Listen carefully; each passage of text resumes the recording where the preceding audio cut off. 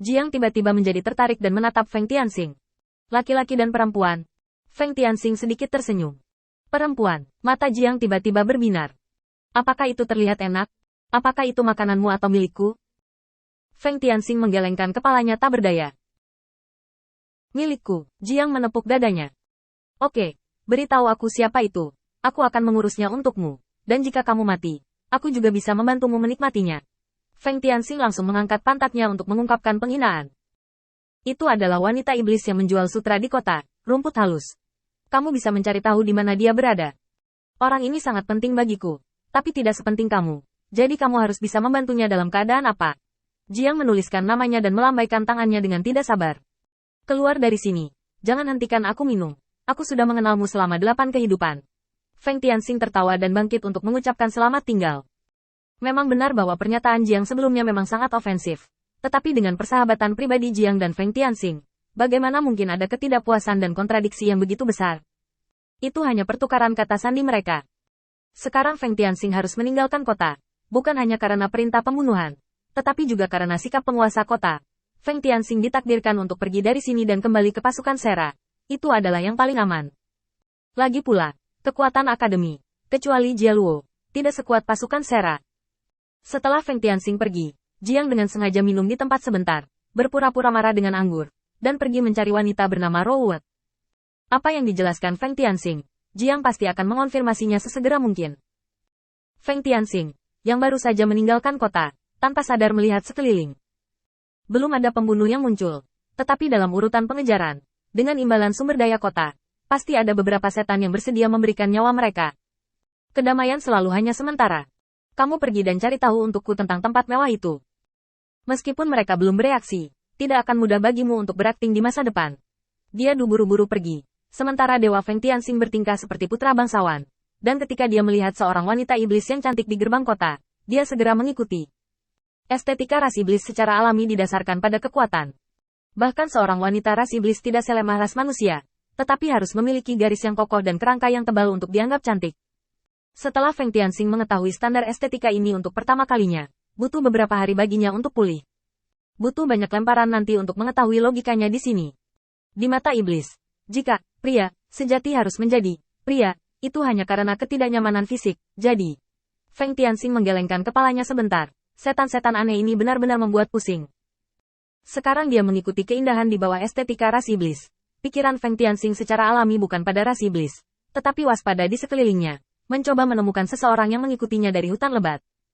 Lagi pula, jika Anda meminta Ludu untuk mencarinya, Anda mungkin tidak dapat menemukannya dengan pasti. Ayah Jiang adalah pemilik kota, dan dia sering berbohong. Lagi pula, dia tidak memiliki kontak dengannya, dan kadang-kadang bertemu beberapa kali tanpa komunikasi yang mendalam, dan itu tidak ada hubungannya dengan dia. Di tempat lain, Feng Tianxing tidak bisa mengesampingkan kemungkinan berbohong untuk melindungi Jiang. Oleh karena itu, apa yang dia minta Sedu untuk selidiki adalah apakah informasi yang diberikan oleh Jiang dapat dipercaya, dan di pihaknya, sangat mungkin untuk mengetahui orang yang mengeluarkan perintah pembunuhan.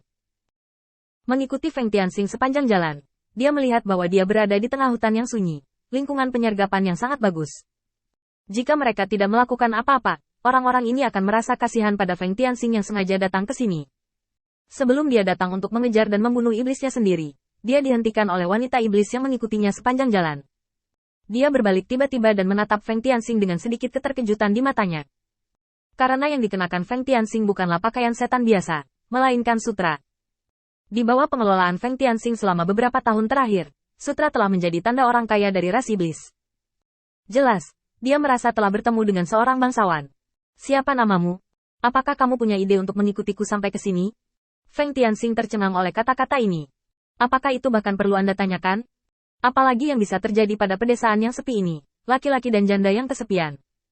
Berfokus pada lingkungan sekitar, kata Feng Tianxing dengan santai. Tentu saja dengan paksa, mata wanita iblis itu berbinar, dan dia mengangkat dadanya dengan percaya diri. Bukan karena tindakan ini membuatnya lebih menawan, tetapi karena tindakan ini dapat menunjukkan tubuh besarnya dengan lebih baik. Bukankah semua iblis menyukai wanita tinggi dan perkasa, yang membuatnya semakin menarik? Wanita iblis itu tampak sedikit pemalu. Setelah meluruskan tubuhnya, dia tidak melakukan apa-apa lagi, seolah-olah dia sedang menunggu sesuatu. Tapi untuk waktu yang lama, dia tidak menunggu langkah Feng Tianxing selanjutnya. Tiba-tiba dia melangkah maju, mendatangi Feng Tianxing, dan merobek pakaiannya, memperlihatkan sisiknya yang indah. Menjilat bibirnya, dia menggunakan gerakan paling menawan yang bisa dia pikirkan untuk memprovokasi Feng Tianxing. Seperti yang diketahui semua orang, Feng Tianxing melihat postur ini, dan langsung membeku. Anda tiba-tiba bergegas dan menjilat bibir Anda. Apakah menurut Anda saya lebih baik? Mungkinkah orang ini adalah salah satu pembunuh? Tiba-tiba, kehati-hatian muncul di benak Feng Tianxing. Sebagai parasit ras manusia di dalam tubuh iblis, Feng Tianxing tidak perlu mengidentifikasi iblis mana yang menjadi musuh, semua iblis. Tingkah aneh yang tiba-tiba dari wanita iblis di depannya sekarang membuktikan bahwa dia sangat percaya diri, memimpin dirinya sendiri untuk datang ke sini, dan kemudian datang ke perampokan. Feng Tianxing tiba-tiba naik ke udara, melebarkan sayapnya dan berlari. Jika kekuatan lawan lebih tinggi dari miliknya, maka dia pasti bisa mengejar dengan kecepatannya sendiri. Jika dia umpannya, maka dia pasti akan menyusul. Ini adalah cara termudah untuk dicoba. Dengan pelarian Feng Tianxing, burung yang tak terhitung jumlahnya tiba-tiba terkejut. Perubahan mendadak itu membuat wanita iblis itu tertegun. Kesempatan besar seperti itu hilang? Sebelum wanita itu sempat berduka, dia melihat beberapa setan tiba-tiba keluar. Mengapa Feng Tianxing tiba-tiba kabur?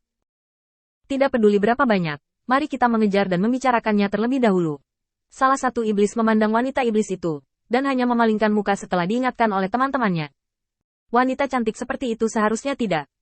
Seperti yang diketahui semua orang, percakapan mereka berdengung di benak wanita iblis itu. Kebencian menyebar di hatinya. Kecantikannya, sendiri diakui. Pemuda kaya ini paling dekat dengannya, dan bebek terbang ke mulut begitu saja. Bagaimana dia bisa menahannya? Aura gelap menyebar, dan telapak tangan wanita iblis yang terkepal itu tiba-tiba melambung, dan cakar tajamnya tampak dingin, dan dia tiba-tiba mengangkat kepalanya, mata merahnya dipenuhi amarah. Kamu berani merusak perbuatan baik wanita tua itu. Mencari kematian.